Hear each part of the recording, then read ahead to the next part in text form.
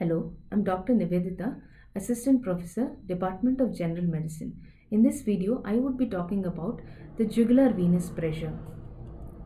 What is jugular venous pressure? Jugular venous pressure is nothing but a simple bedside measurement of the right atrial pressure changes, which is reflected in the internal jugular vein. There are more sophisticated ways of measuring the right atrial pressure in the ICU, like the central venous pressure. Here, we float a catheter in the internal jugular vein and then into the right atrium, where we record the right atrial pressure changes. But jugular venous pressure is a very simple method at the bedside, where we see the waveforms appearing in the internal jugular vein. The amount of blood in the venous system can be made out. The hemodynamics of the right atrium can be made out by the jugular venous pressure measurement at the bedside. Why do we choose internal jugular vein for the measurement of JVP? In this picture, as you can see, the external jugular vein is more superficial and it is more better visualized when compared to the internal jugular vein, which we don't see in this picture at all. Even though the visualization of the internal jugular vein is not much, we choose internal jugular vein. That is because, as you can see in the picture, the internal jugular vein is straight in line with the right atrium. It drains into the superior vena cava and then it directly drains into the right atrium.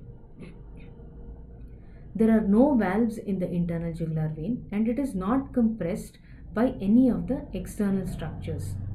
Whereas external jugular vein has a tortuous course, even though it is superficial, it is compressed by the pretracheal fascia and it branches and then drains into the superior vena cava and then into the right atrium. Hence, IJV is more ideal for the measurement of the jugular venous pressure. Now, let us look at how we measure the jugular venous pressure. The patient should be lying comfortably on the bed. His torso should be at a 45-degree angulation to the bed. The waist, up to the waist, he should be exposed. The neck should be in a relaxed position.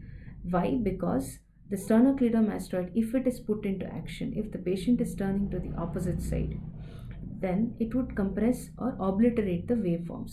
So we need the neck muscles to be relaxed and there should be ample amount of light in the room of the examination. If there is not much light, the examiner can shine the light at the tangential level to the skin of the neck to visualize the waveforms better. Why should the patient be put in the 45-degree angulation? Is because when the patient is in the 45-degree angulation, we can locate the highest point of the venous column, the waveforms, in a better way. When the patient is in the supine position, the highest point of the venous column goes beyond the lobule of the ear or the angle of the mandible. So we'll not be able to visualize it. When the patient is in the upright position, sitting upright position, then the highest point of the venous column falls below the level of the clavicle. Still makes it non-visible to our eyes. So how do we measure? Once we position the patient in the right way, we have to first locate the angle of the sternum and then we have to look at the highest point of the venous column. Once you locate the highest point of the waveforms or the venous column, place one scale perpendicular to the ground over the sternal angle, the other scale at the level of the highest point of the venous column perpendicular to the initial scale. So then measure from the angle of the sternum to the highest point. Normally it is around 3 to 4 centimeters. If any measurement is beyond 3 to 4 centimeters, it is deemed as abnormal JVP. Now we can convert this JVP or jugular venous pressure into right atrial pressure. This is how. We measure the middle of the right atrium to the angle of the sternum and it is 5 centimeters. The middle of the right atrium up to the sternal angle is 5 centimeters and from the sternal angle up to the highest point of the venous column is around 3 to 4 centimeters. So once we measure this, we add 5 centimeters to it, which would give us the right atrial pressure. We measure the JVP in the centimeters of water. So the JVP would be less than 4 centimeters in normal people.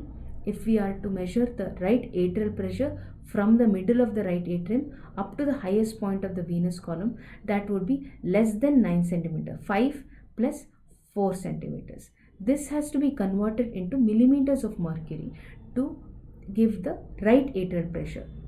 The right atrial pressure, once it is converted into millimeters of mercury, it is less than 7 millimeters of mercury. Now let us look at the waveforms. In the JVP, the negative waveforms are the ones which are more prominent when compared to the positive waveforms. The positive waveforms are the A wave and the V wave. The negative waveforms are the X wave and the Y wave. Initially, we have the A wave followed by the X descent interrupted by the C wave, and then the V wave followed by the Y descent. So how does this A wave form? We all know that the right atrium contracts. Once the right atria contracts, there is retrograde flow of the blood from the right atrium into the internal jugular vein. This would cause the A wave to be formed. Once there is atrial contraction, the atria relaxes. It continues to relax and it is interrupted by the C wave. This is formed by the ballooning of the tricuspid valves into the right atrium. And then after that, the atria continues to relax and the X descent is formed. Once the X descent is formed, it has relaxed completely. There would be atrial filling, right atrial filling. The tricuspid valves would close and the venous blood would come in from the vena cavas and the right atrial filling starts. So from X descent, the right atrial filling would start gradually and it reaches the peak. That is the V wave once the right atria is filled. And after the right atrial filling, the tricuspid valves open.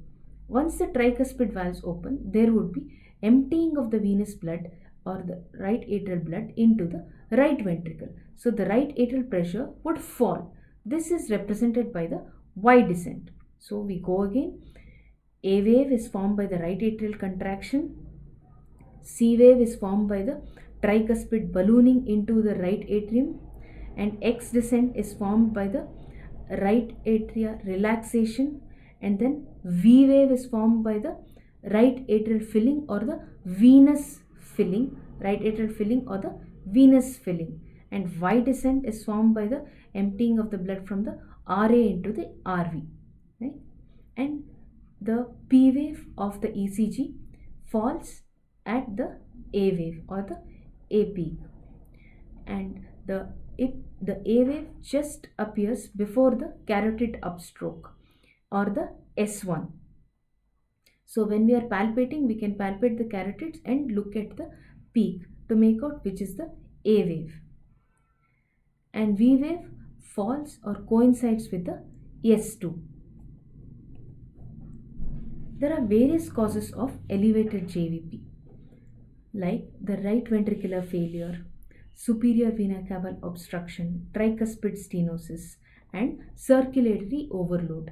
This is the one of the major causes. Circulatory overload is one of the major causes which we come across daily in our wards, like renal failure, cirrhosis of liver with portal hypertension, and excessive fluid administration. These would cause the elevation of the JVP. There are various causes of the JVP being lowered as well, like the venous system would contain less amount of blood, like dehydration and hypovolemia would cause the lowering of the JVP. One more important question which we need to answer while examining the JVP is how to differentiate between the JVP and the carotid impulse. The JVP is a venous waveform and carotid is an arterial waveform. Anatomically, JVP is located in between the two heads of the sternocleidomastoid. It is more lateral and slightly more superficial compared to the carotids. Carotids we look at medial to the sternal head of the sternocleidomastoid, and it is slightly deeper when compared to the JVP, or the internal jugular vein. And JVP, the waveforms are better seen, they are not better palpated, whereas carotid impulses are better palpated. And on digital palpation of the carotids, it is not obliterated, while the JVP can be obliterated by the digital palpation. And JVP has two peaks, and the descents are more prominent in JVP when compared to the carotids, wherein the upstroke is more prominent in the carotid.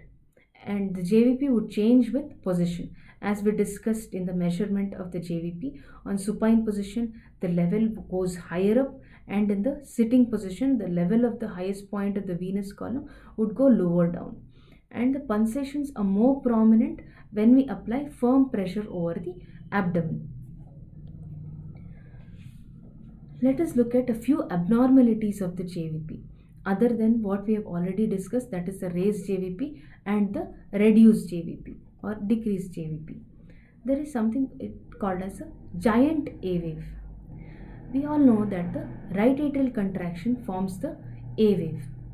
When there is tricuspid stenosis, or whenever there is a right tricuspid myxoma, the right atrium contracts, and there is increased pressure in the right atrium more than the normal, which would cause a giant A wave to be formed.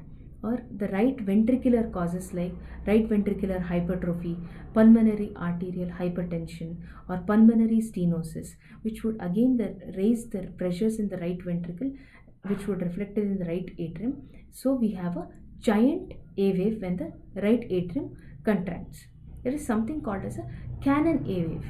Cannon A wave can be a regular one or a irregular one. When the right atrium contracts against a closed tricuspid valve, it forms a cannon A wave. This can be seen in case of a complete heart block or AV dissociation, which is irregular in nature. The cannon A wave is formed, but then it is seen irregularly. There are conditions wherein you have a cannon A wave which are regular in nature, like the ventricular tachycardias and the junctional rhythm. And there are conditions in which the A wave can be absent as well. We know that the right atrial contraction is responsible for the formation of A wave. If there is no effective contraction of the right atrium, as in case of atrial fibrillation, we will have a absent A wave. And there are conditions in which we can have a prominent V wave. We know that V wave is formed by the venous filling or the right atrial filling. When the right atria is filled with more blood when it is coming from the tricuspid regurgitation. The regurgitant blood is coming back into the right atria along with the normal flow of blood which it is receiving from the vena cavas. Then the right atrial pressure would raise, and there would be a prominent V wave which is being formed. Next, we need to know about the hepatojugular reflux. Hepatojugular reflux. Here, we apply a firm pressure on the right upper quadrant of the abdomen for 10 seconds, which would raise the JVP by 3 centimeters of water. And this would remain raised for 15 seconds even after we remove the pressure from the abdomen. Here, we need to remember 3 things: 10 seconds of pressure, raising the JVP by 3 centimeters, and it would remain raised for 15 seconds. 10, 3 and 15. So this happens in case of impending heart failure. Why does this happen? When we are squeezing the upper abdomen, we are squeezing the blood from the venous system into the right atrium. From the liver and the venous system, the blood goes into the right atrium. Normally, the right atrium is able to handle any increase of inflow of blood. When it is not compliant, when there is an impending failure, it is not able to handle the extra amount of blood which is coming into the right atrium, which would cause a transient rise in the hepatojugular reflux, which is called as hepatojugular reflux. Lastly, we need to know about the Kusumal sign. Normally, during inspiration, there is negative intrathoracic pressure. So because of the negative intrathoracic pressure, the chest cavity expands and there would be filling of the right ventricle. So the JVP would fall during the inspiration. But in constrictive pericarditis, there is a paradoxical rise in the JVP. This is called as the Kusumal sign. Hope you understood JVP. This would be followed by a demonstration video of the JVP. Thank you.